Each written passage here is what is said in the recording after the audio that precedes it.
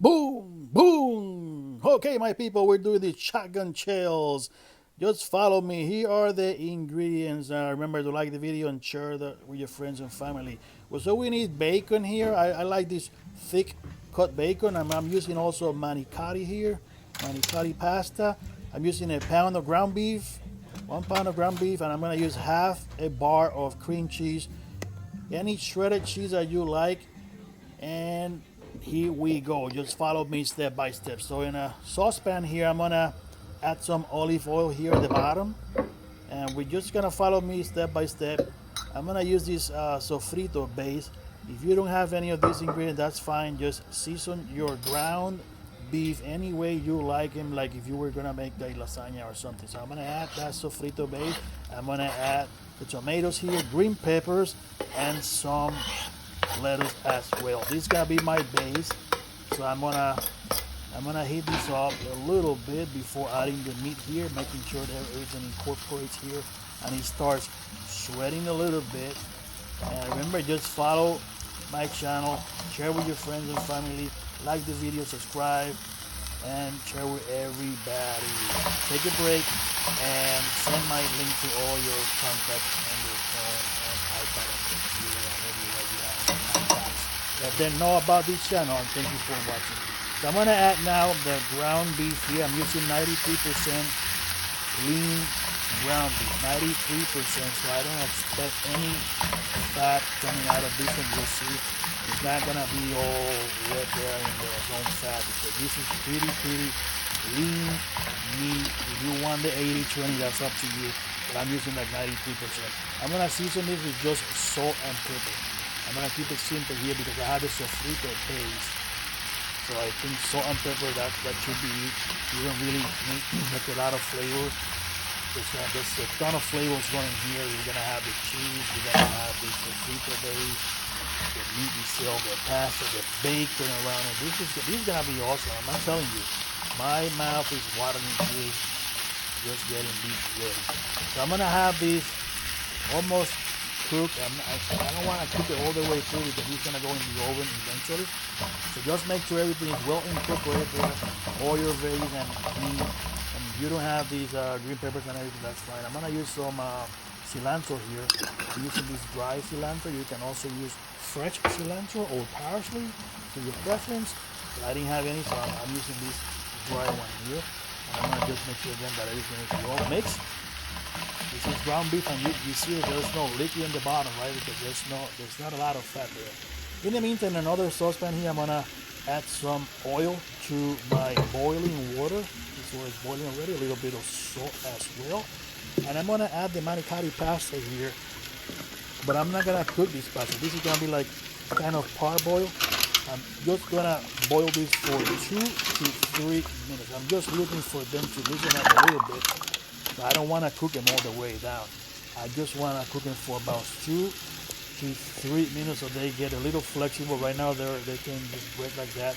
And this is gonna go in the oven for another hour. Here, back to my meat here, my ground beef. You see if there's no liquid in the bottom, and this is where I want to stop it because this is almost done. But you can see if I put the camera closer, you can actually see that. Close the camera here. It's not all the way cooked, but I'm gonna stop it right now because I don't want to overcook this. Remember, this is gonna be in the oven for another hour, so I'm gonna stop it there. And then the pasta as well, about 3 minutes now. You see how it's a little bit flexible, but it's still hard. But it is a little flexible. It's not just toasty like it comes from the packet. That's what I wanted. I don't want to cook the pasta all the way through because otherwise it's gonna be hard to feel and it's gonna break apart. So you wanna make sure that pasta is still hard. So while the meat is actually, the ground beef is here, where it's actually still hot, you wanna add the cream cheese now. Half a bar of that cream cheese. So this is about 4 ounces because I think the full bar is 8 ounces.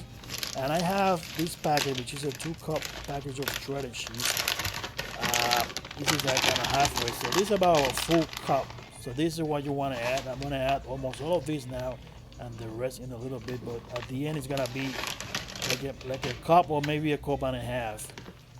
This packet was already open. So while they're The ground beef still hot there. You want to make sure that that cream cheese melts in there, and you want to mix this through completely, making sure there are no lumps there, and all the meat has some hugging from the cream cheese to be consistent on every bite. Oh my goodness, this is gonna be so good. Just make sure you mix them well until all the cream cheese is just spread all over the meat. It doesn't take a lot because the meat that the ground beef, we just took it off the fire and it was still steaming hot. I'm gonna add the rest of the shredded cheese here. Again, this total was like about a cup to a cup and a half. Or you can add the 2 cups if you like more cheese. That's up to you. I just think this is the right consistency when I use about a cup and a half. This is the right consistency for 1 pound of ground beef. And there you have it. This is what you're looking for. Everything is mixed up. Don't worry about any lumps because this is gonna go in the oven for an hour. So I'm gonna put this aside here, and here's the pasta. I took them out of the water, and you see how they're flexible, but they're still a little hard. And keeping that shape, that's what you want. You don't want to cook them all the way through at the beginning. It's gonna be in the oven for an hour, and that's gonna cook the pasta thoroughly. So I'm using this filler here that I use for like sausages and stuff. If you don't have this tube thing here, you can just use a Ziploc or a bakery bag to fill these manicotti. Or ultimately, you can just use your hands, but it's gonna be messy. But this is just gonna, this thing only saves you some mess. And I'm gonna start squeezing that and making sure this is filled all the way from one side to the other side. Don't be cheap here. Make sure it fills up all the way through. That's what's gonna give you that super nice look at the end. You see how it's full to each side? That's what you wanna see. So I'm gonna fill another one here with you so you can see again. And then I'm gonna do the rest, do the others off camera so I save some time. So again, we're gonna fill it up from one end to the other, making sure it is completely filled in there. I don't wanna leave like small air bubbles in there. No, it's gonna be completely full, just like a sausage. So I'm making sure that it's full, you see, all the way through both sides, and I'm gonna do the same thing with the rest of them. Here you have them. Full of that ground beef mixture end to end. And then I'm gonna take the bacon here. I'm using the thick cut bacon, the long ones, and I'm just gonna wrap these babies around with my bacon. Listen, take pride on your bacon wrapping because at the end they're gonna look awesome. But if you do a crappy job now, they're not gonna look that good at all. There you have it. Look how beautiful they look. That's what you're looking for. Thoroughly covered pasta with your bacon. There you have it. I'm gonna do the same thing with the rest of them. So I ran out of bacon here. I only had 10 in that package, so I'm gonna wrap the other 3 with turkey bacon that I found in the fridge here. So I have about 10 of them with regular bacon and 3 of them with turkey bacon. And this is gonna go in the oven. Make sure you use a rack because you don't want this floating in the fat that was gonna drip from the bacon. So make sure you use a rack, elevate it from the bottom, and we're gonna go in the oven, right in the middle of the oven.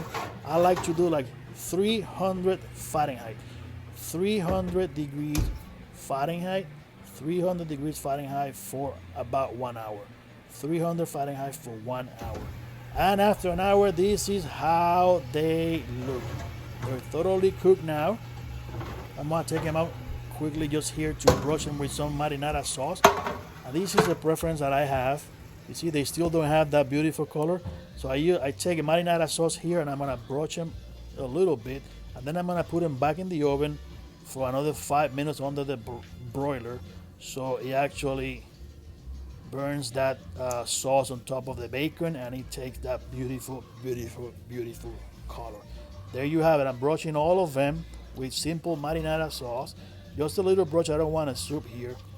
Just a little brushing with marinara sauce, put them back in the oven, and this is how they look when they come out of the oven after that. Those 5 minutes under the broiler. There you have it, the shotgun chills, the bacon cannon cannelloni. Eso es lo que hay. There you have it, my folks. Beautiful, beautiful bacon cannon cannelloni or manicotti in this time around. There you have it. This is perfect for any occasion. I mean, somebody gets to your house on unannounced visits and friends, family, or you're watching a football game, baseball game, NBA game, any type of game, and a movie. These are good for pretty much any occasion, and they are super super super good.